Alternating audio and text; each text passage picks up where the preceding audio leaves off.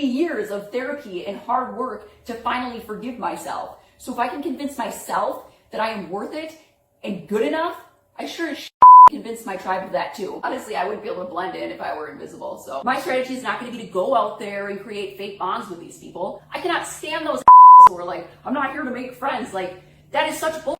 I can't even go to the grocery store without establishing some sort of a human connection with somebody. I have all those character defects, the lying, the manipulating.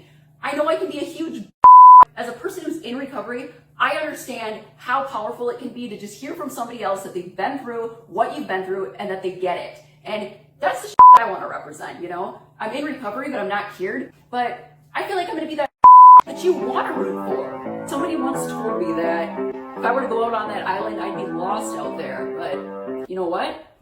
Somebody also once told me that I'd never be sober. And addiction is mental and emotional torture. It's draining. But I've heard Survivor can be too. Any asshole can do that, and I can't stand those villains. I've spent the last 12 years of my life learning how to love and accept myself. Carolyn, 100 rolls of duct tape wouldn't keep you stuck to your chair. So like, yeah, I was hyper. How to make food. She knows how to. You know, that's right. So I'd be like your winner pick? Yep.